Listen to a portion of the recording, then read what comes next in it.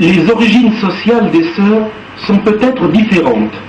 Vivre en communauté, c'est aussi vivre perpétuellement dans un climat de concession mutuelle et de respect de l'autre. Comment devient-on profondément sœur? C'est l'amour du Christ qui explique l'existence d'une communauté monastique. Son amour qui nous a choisis, très différentes les unes des autres, qui nous a réunis pour vivre ensemble, et aussi la réponse d'amour que chacune essaie de lui donner. Dès lors, nous serons d'autant plus profondément sœurs que notre union au Christ sera plus intense. Et pour exprimer cela, les anciens moines employaient l'image d'une roue dont tous les rayons convergent vers le centre. Le centre, c'est Dieu. Plus on approche de ce centre, plus les rayons sont proches les uns des autres, et inversement. Et cet amour fraternel profond se traduit et s'intensifie en même temps par l'acceptation des autres, par un souci de respect, de compréhension mutuelle, par le service, quelquefois par le support, éventuellement la réconciliation.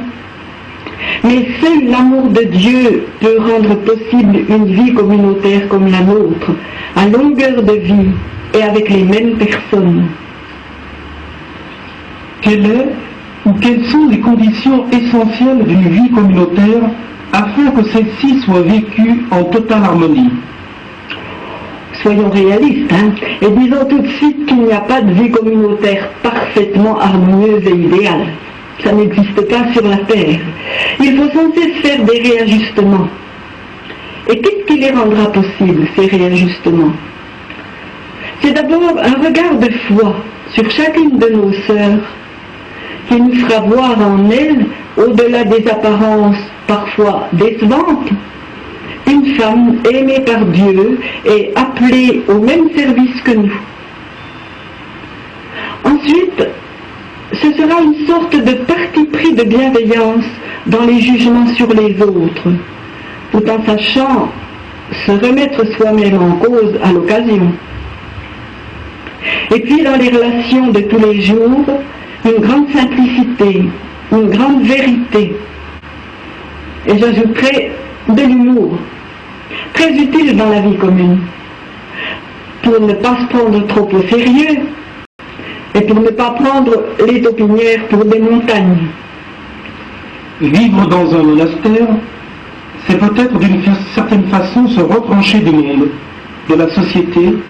Comment rejoignez-vous l'homme dans la frénésie parfois effrénée de son environnement? Il faut toujours revenir à la définition d'Evagre. C'était un moine du IVe siècle. Il disait « Le moine, c'est celui qui est séparé de tout et uni à tous ». Nous sommes séparés matériellement du monde, de son agitation, afin d'être plus libres pour nous occuper de Dieu. Et en même temps, nous nous sentons solidaires de l'humanité dont nous faisons partie et de notre monde d'aujourd'hui. La presse ou des personnes de passage nous informent suffisamment sur les événements pour que nous puissions les porter devant Dieu dans la prière. Nous avons la chance et la grâce de vivre en pleine nature, loin des grands axes. Et pourtant, bon gré mal gré, nous sommes dans une société de productivité et de consommation, dans un monde agité et bruyant. Alors il nous faut veiller attentivement à ne pas laisser son esprit s'infiltrer dans le monastère. Sinon, nous ne pourrions plus remplir notre mission, qui est de lui rappeler l'essentiel. Et votre forme de vie communautaire permet-elle un total épanouissement de l'être? Une communauté monastique, ce n'est pas la simple juxtaposition de personnes.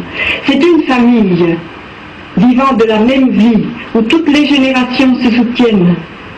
C'est un corps où chaque membre a sa place, irremplaçable. Dès qu'une sœur est absente, il manque quelque chose.